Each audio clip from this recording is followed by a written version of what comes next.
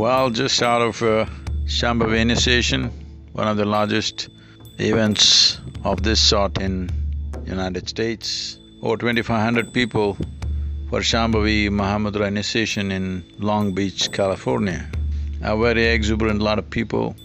The important thing is more and more people, particularly young people, are definitely becoming very intense seekers. You should see these events to believe how intense and powerful these situations become. Shambhavi Mahamudra has become a champion of transformation. After coming from Singapore to San Francisco, over 17-hour flight, and I got there and then very next day we had this event at Stanford Business School. This was a conversation with Jonathan Koslet, who is heading the Texas Pacific Group, one of the largest investment companies. And this was a conversation with both students and faculty attending the meeting. What is wonderful about Stanford University right now is that sustainability and the significance of human consciousness being an important vehicle for sustainability is becoming very apparent, and slowly that culture is gaining ground in Stanford University particularly, and I'm sure it is so in many other universities. So it was a joy to be there, and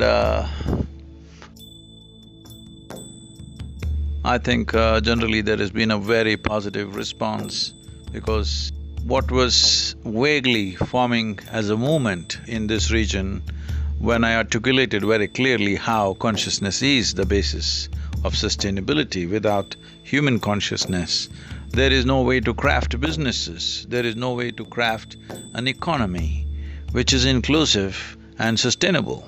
So this movement is growing, particularly in the West Coast in California, to be specific. The university students and the young people and the entrepreneurs are very much moving in this direction, which is very positive, and I'm sure it's not far that the entire world will be thinking and looking towards these solutions. And as a part of that, tomorrow evening, we also have another event, a conversation with Ed Bagley, who is a Hollywood personality, very committed to environmental causes. And here also the conversation, the title for the conversation, that consciousness is the key for sustainability. So this idea, this movement, this awareness is definitely gaining currency. I think everybody who's concerned must put necessary force behind this, because without the raising of human consciousness, without an inclusive consciousness, there will be no sustainability. When we say consciousness, today morning I was doing an interview for a local media magazine, a fashion magazine, can you beat that, called Flaunt. So, they were talking about… this young journalist was asking me how to expand our consciousness. So the essential thing that everybody needs to understand is, there is no such thing as expanding our consciousness. We are talking this language because we are always identified with limited aspects of life. We are identified with our body, which is definitely a limited boundary. We are identified with our mind and thoughts and emotions, which is again a limited process. We are essentially identified. The modern education systems have made us identify with our knowledge, which means a bank of memory that we carry within ourselves. Memory is a limitation. It is a possibility on one level. On another level, it is also our boundary. What I know and what I do not know is a kind of boundary. What I know is the boundaries in which I live. The yogic system, always the first and foremost thing that you do is you get identified with what you do not know, the intelligence of ignorance, because our knowledge is always very limited. Doesn't matter how much we think we know, it's very, very minuscule compared to the size of creation or cosmos. Our ignorance is boundless. In being identified with our ignorance, we also become conscious, more and more conscious.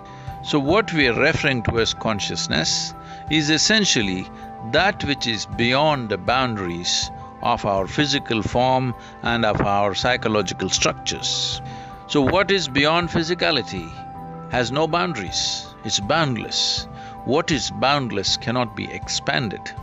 Clarity has to arise that we don't have to do anything to expand our consciousness, there's no such thing, it is anyway in the lap of consciousness that the existence itself is.